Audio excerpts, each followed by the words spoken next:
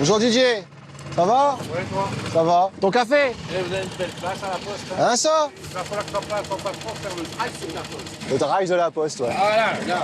T'as vu ça? Ah, c'est pas mal. Là, vous pouvez filmer un facteur qui travaille. 35 degrés à l'ombre.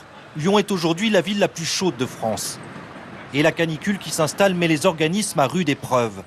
Ceux qui souffrent le plus sont bien souvent les ouvriers du bâtiment. Sur les chantiers, il est extrêmement difficile de se prémunir de la chaleur. C'est dur, quoi. Ça travaille. Un petit effort, on est essoufflé plus rapidement. Nous, on fait quand même pas mal d'efforts physiques assez intenses. Et chaque effort nous pèse un peu plus, quoi. Je suis responsable du bonheur au travail. Et ouais. C'est un vrai métier, ça?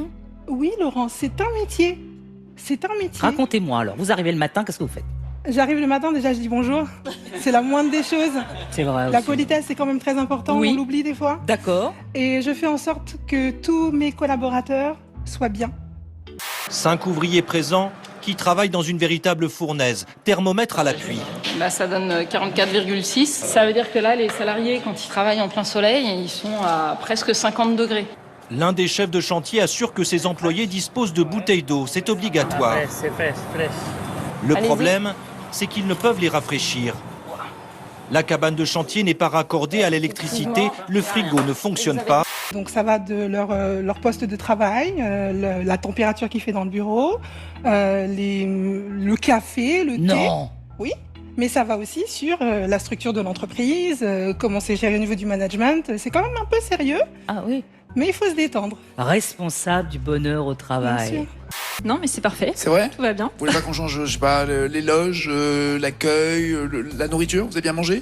Oui, non. Non, vous avez bien mangé? Ah, végétarien? Oui, il y a végétarien maintenant. Vous trouvez que les musiciens sont suffisamment payés? Ouais. Ouais. C'est à moi que tu poses la question? La réponse est- ouais. parce qu'elle a un truc à dire là-dessus. Elle peut pas savoir, n'est-ce pas? Non, j'en Eh ben, je vais vous donner un secret. Oui. À Paris, l'image est inhabituelle. À la place des traditionnels bateaux-mouches, une cinquantaine de baigneurs nagent dans la Seine. Parmi eux, Benoît, 58 ans, amateur de natation. On n'a pas l'impression d'être à Paris. C'est super naturel. Il y a des algues. On boit la tasse. Piquer une tête dans la Seine, c'était une promesse de Jacques Chirac. En 3 ans, j'irai me baigner dans la Seine, devant témoins, pour montrer que la Seine est devenue un fleuve propre. Pas du tout l'avis des chercheurs qui conseillent prestamment aux baigneurs de fermer la bouche en nageant. On est en 2020, on est en 1921, afin d'avaler le moins possible du bouillon de culture où l'on prend ses ébats, je cite. Ne pas oublier non plus de se faire vacciner contre la typhoïde, la Seine étant un réceptacle incommensurable de matière fécale. Trop, c'est trop. En 1923, à force d'avertissement, un arrêté préfectoral interdit fermement la baignade, il y a 100 ans tout pile. 35 ans plus tard, Anne Hidalgo, sans son maillot de bain, inaugure l'un des 3 sites de baignade autorisés pour 2025. Ces investissements importants vont nous permettre de vivre dans une ville dans laquelle on nous annonce des températures de 50 degrés. Ça veut dire une ville qui ne serait pas vivable. Pour assurer la sécurité des baigneurs, la circulation fluviale et la qualité de l'eau seront surveillées de près. Il est magique ce souffleur, j'avais pas vu les images. Pas vu il ces est images. extraordinaire. Alors il faut. Alors là, faut je vais décrire. décrire les images. On voit un type, mais débonnaire au possible, qui est là, avec sa souffleuse, sur les quais détritus qui partent dans la flotte. On est juste sur le quai de la Mégisserie, je crois. Oui, c'est ça. Oh, mais il a l'air bien, il a l'air cool, Raoul.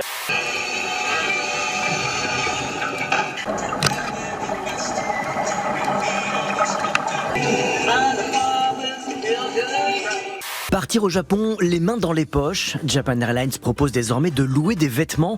30 € la semaine livrés directement dans votre chambre d'hôtel.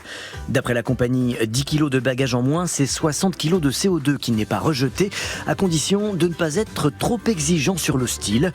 Pour cet été, le service proposé ce matin, c'est 5 hauts et 3 pantalons en taille L pour hommes.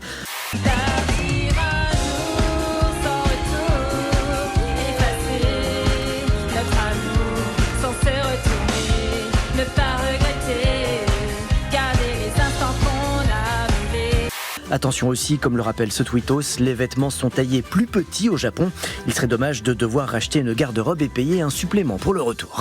En Asie, à Singapour, figurez-vous que la chaîne de restauration rapide McDonald's vient de lancer une formule mariage. Alors, pour environ 215 € en livraison, les mariés peuvent désormais acheter auprès de McDo un forfait pour servir, par exemple, une centaine de burgers, des petits nuggets également. Oh là là, et en tant que le rêve. traiteur, McDo peut aussi vous proposer un buffet complet, bien plus opulent. Ravi de t'avoir connu. Ouais. Je suis un petit peu triste parce que Alex a été très prévenant, très gentil. On s'entend très très bien. Et au-delà de ça, j'ai eu des...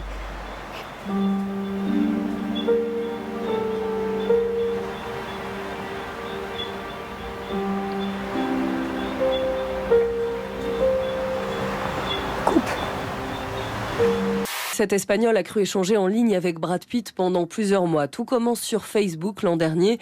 Elle intègre un groupe de fans de la star et c'est là qu'elle fait la connaissance de Brad Pitt en personne.